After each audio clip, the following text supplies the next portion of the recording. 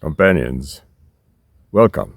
I am struggling a bit with finding the time to make new postings. It's the season of haymaking and calving on the farm, and that keeps me quite busy. But today I'd like to read to you a piece that I wrote in my diary when I was on a walk one morning in the Kalahari.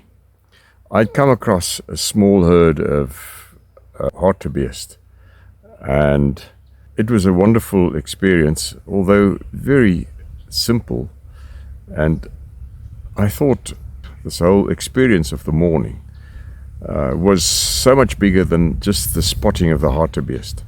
So I sat down on a fallen tree, which was bleached white with the weather and time, and I wrote this in my diary.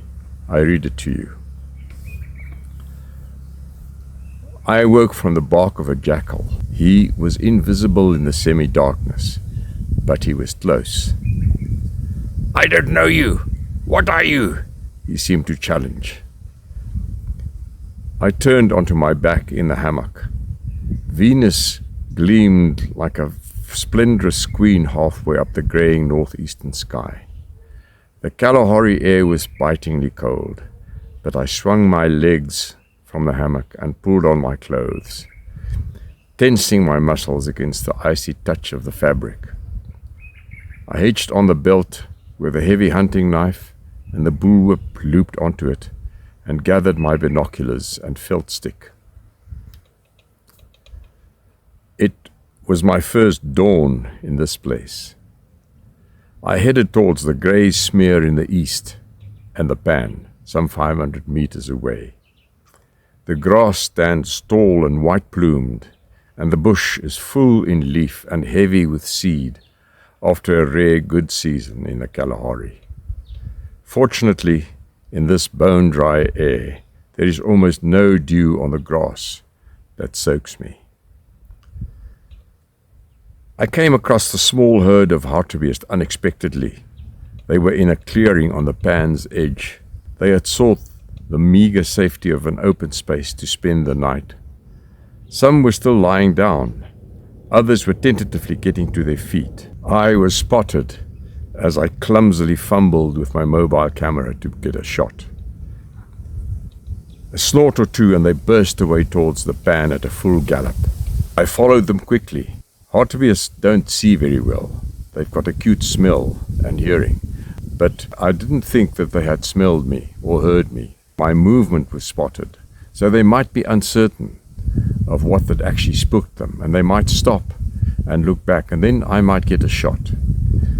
But they didn't stop. They ran on into the pan. As I reached the edge, they were racing along the floor.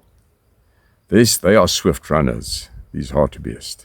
They've got these long legs. They are probably the fastest antelope on the savannah, I think. In the low light, I could barely glimpse them weaving through the thick vegetation, still at a full gallop. They were led by a big bull right out in front. I could see from the thickness of his horns. And this is typical because these small breeding herds are led by a dominant bull, and the rest of the herd was strung out, racing, but following his lead. I took a few belated snaps anyway, and stood listening till the faint rumble of their hoofbeats died away, and the last of their ghostly images merged into the grey. I lifted my binoculars, but the pan now stretched away lifeless into the distance. As I am writing, 3 crows appear on the horizon.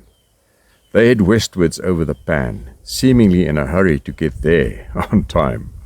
Closer, birds were beginning to stir. Beautiful whistling of a scrub robin and the cheerful sound of a thrush rising above the general fluttering and chirping. I remained still, taking in the environment, living the full experience of this morning, letting it touch me. The moment is far richer than the brief encounter with the hartebeest. The rising sun begins to paint the eastern sky in vivid orange and yellow and shades of green and blue. It etches the horizon in pitch black, and brushes the felt closer to me in subtle pink. Being alone in this vast wilderness, with the chill nipping at my bare arms and legs, and watching the night slowly fade and the dawn claiming back the veld, stirs something in me. I drink deeply of Africa, its air, its sights, its sounds, its smells, and I know my mind and body may be programmed for a modern world, but this untouched Africa has exposed ancient paths deep down, and it laid claim to them. The wilderness is urgently whispering to me, "You are part of me, and I am part of you." And I reply, "Yes, Africa, yes." And I am just unable to write anything more.